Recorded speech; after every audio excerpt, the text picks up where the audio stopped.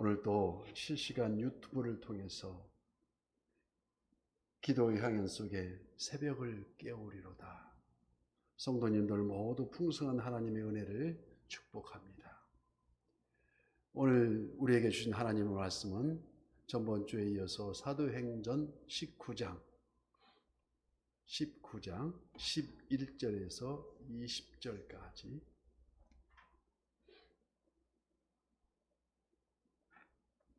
사도행전 19장 11절에서 20절까지 교독하고 마지막 절은 합독합니다.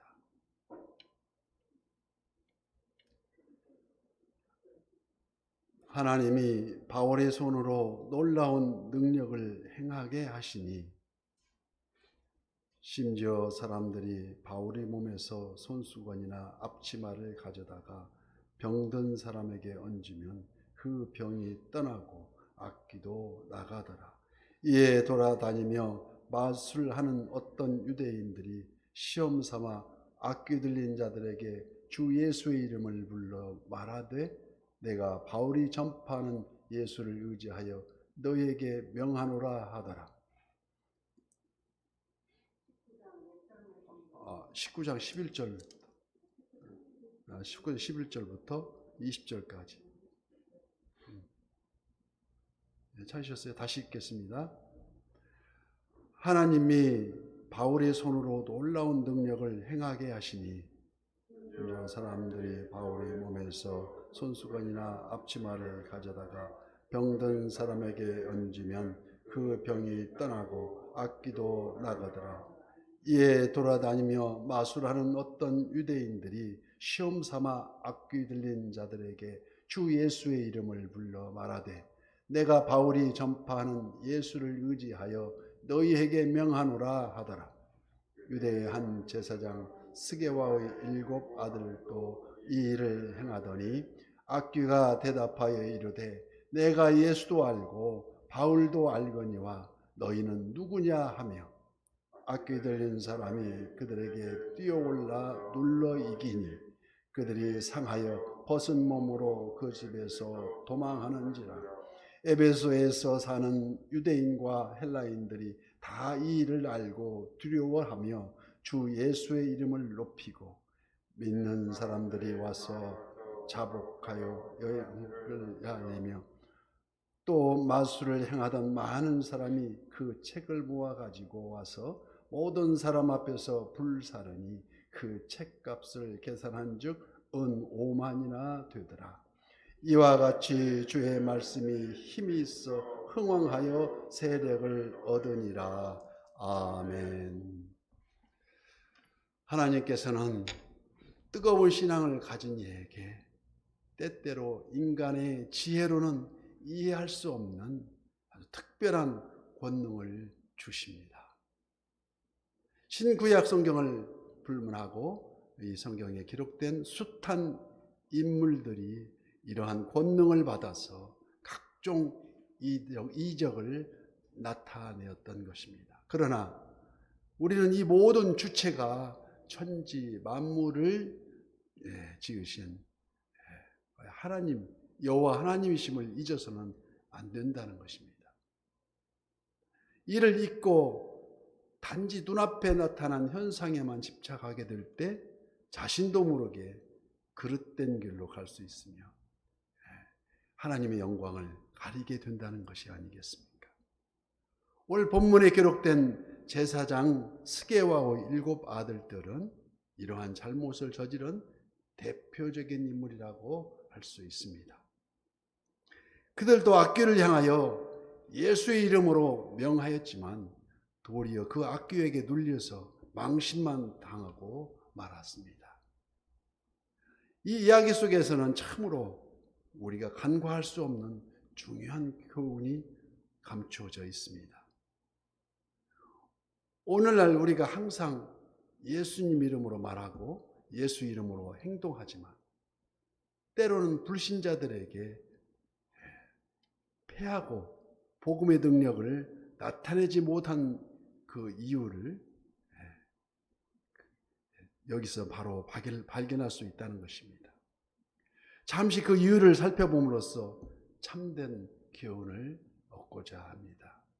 그 이유의 첫 번째 이유는 예수의 이름을 이기적인 목적으로 사용했기 때문이라는 것입니다. 그들의 욕망을 채우기 위해서 이기적인 목적이었지만 우리 이 사도 바울이 나온 사도 바울이 그 이적인 그 사도 바울이 한 그 이적은 자신이 명예나 재물을 얻기 위함이 아니고 바로 복음의 효과적인 전파를 위해서 사용했다는 것입니다.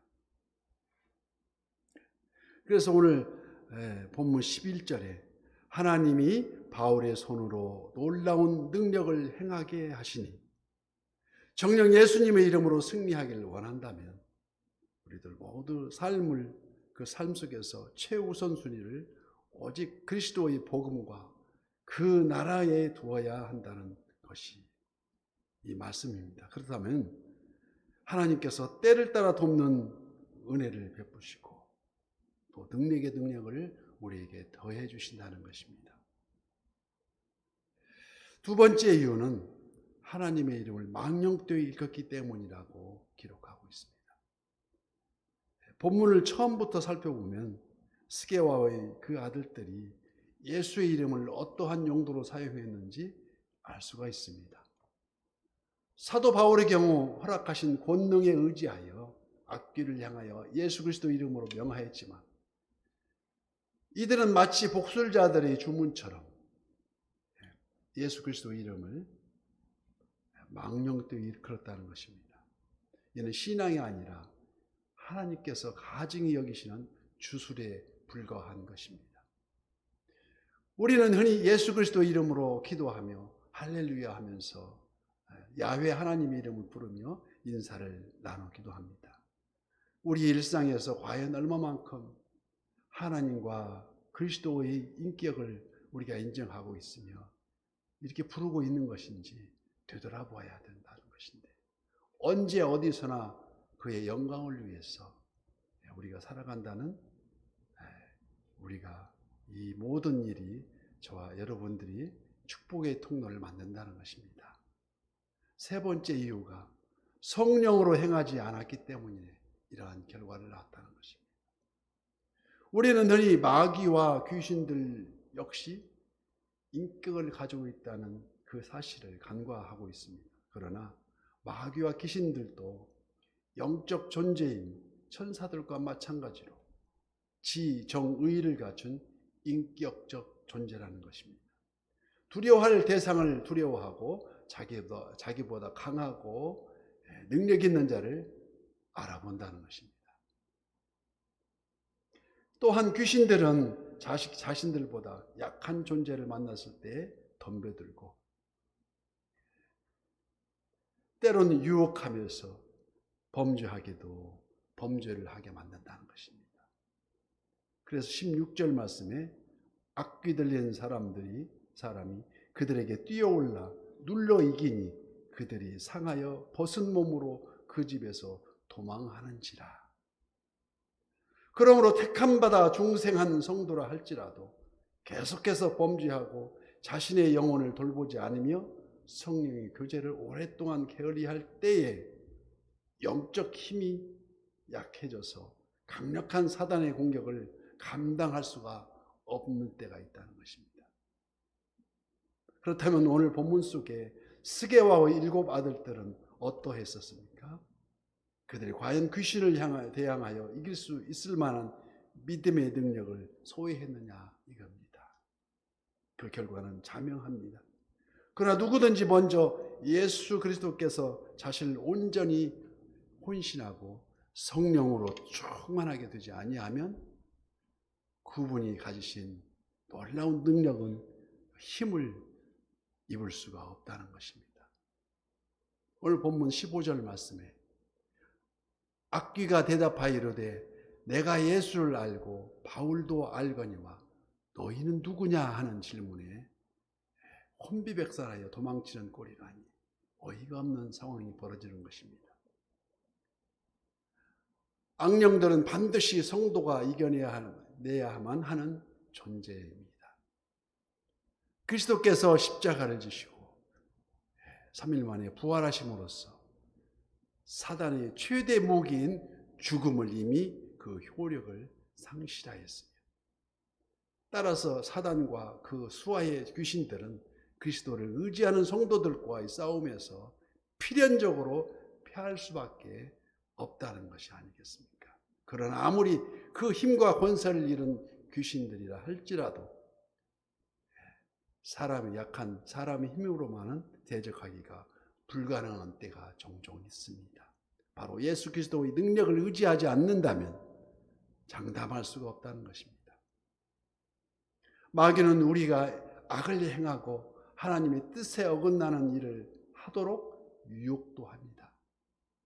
우리가 유혹에 빠져서 죄를 범하면 죄책감으로 인해서 하나님으로부터 멀어진 것처럼 느끼게 된다는 것을 마귀는 잘 알고 있다는 것입니다.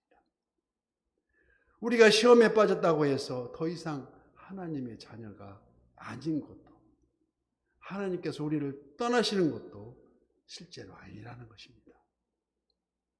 그래서 요한 1장 9절 말씀에는 만일 우리가 우리 죄를 자백하면 그는 미쁘시고 의로우사 우리 죄를 사하시며 우리를 모든 불의에서 깨끗게 하실 것이라고 말씀하고 있습니다. 그래서 우리가 미쁘시다는 것은 하나님께서 우리가 이쁘다, 예쁘다, 시골만은 이쁘다, 믿을만한 존재란 미쁘시다는 것입니다. 성경에만 표현하는 미쁘다는 얘기입니다. 그러면 왜 우리는 유혹에 빠지고 사단을 대적하지 못할 때가 있을까요? 그 해답은 간단합니다. 우리가 이처럼 하나님 말씀에 흥황되지 못하고 스스로 불순종했기 때문이라는 것입니다. 어떻게 한다고요? 우리가 야고보서 4장 7절 말씀에 그 해답이 나와 있습니다. 그런즉 너희는 하나님께 복종할지어다. 그리하면 너희를 피하리라. 마귀가 하나님께 복종할. 그래서 개역 성경에는 복종할 얘기를 해서 순복할 때 순순히 복종하라 하겠습니다. 하나님한테 혼나기 전에 순순히 복종하라, 순복하라고 기록되어 있습니다. 예수 그리스도의 능력과 성령의 도우심을 의지하여서 그 믿음의 시선을 바로 해야 된다는 것입니다.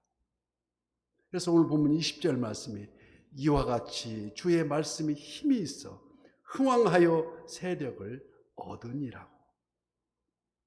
그러면 이처럼 하나님의 말씀이 흥왕하려면 전체적으로 우리가 어떻게 해야 할지 묵상해 봅니다. 첫째, 하나님을 통해서 하나님을 향한 기도를 통해서 성령의 도우심을 간구해야 된다는 것입니다. 결국 하나님의 말씀이 흥왕하기 위해서는 우리의 노력도 중요하지만 근본적으로 친히 역사하시는 성령님의 도우심을 절대적으로 필요로 한다는 것입니다. 그래서 요한복음 15장 26절 말씀에 내가 아버지께로부터 너희에게 보낼 보혜사 곧 아버지께로부터 나오시는 진리의 성령이 오실 때에 그가 나를 증언하실 것이라고 분명히 기록하고 있습니다. 두 번째는 하나님의 능력을 드러내야 한다는 것입니다. 사도 바울은 사도 바울의 수많은 은사 중에 권능을 받은 고린도 성도들에게 많은 은사와 직분을 쭉 나열한 후에 우리가 잘 아는 사랑장 고린도전서 13장에 그런즉 믿음, 소망, 사랑 이 세 가지가 항상 있을 것인데 그 중에 제일은 사랑이라고 아주 강변합니다. 십자가에 대속하신 그 사랑의 보혈, 그 지극하신 사랑이 원수까지도 사랑하라 하신 피스메이커, 평화를 만드는, 화평을 만드는. 그래서 마태복음 5장 9절 말씀에 화평케 하는 자는 복이 있나니 그들이 하나님의 아들이라 일컬음을 받을 것이며라고 말씀하십니다. 로마서 13장 18절 말씀에 할 수 있거든 너희로서는 모든 사람과 더불어 화목하라고 말씀하십니다. 교회 성장의 가장 큰 걸림돌은 교만입니다. 물론 사단이 교회에 문제를 일으키는 것은 교회 분열을 조장하는 상습적인 수단입니다. 그래서 오늘도 새벽을 깨우리로다. 그래서 그런즉 너희는 하나님께 복종할지어다. 그리하면 너희를 피하라 하신 사단을 아주 물리칠 수 있도록 오직 순종의 무릎으로 우리 모두 하나가 되어서 하나님을 기쁘시게 하는 선한 교회의 비전의 목표가 하나하나 결실을 맺는, 그래서 합력하여 선을 이루는 우리 선한 이웃의 모든 지체가 되시기를 예수님 이름으로 축복합니다.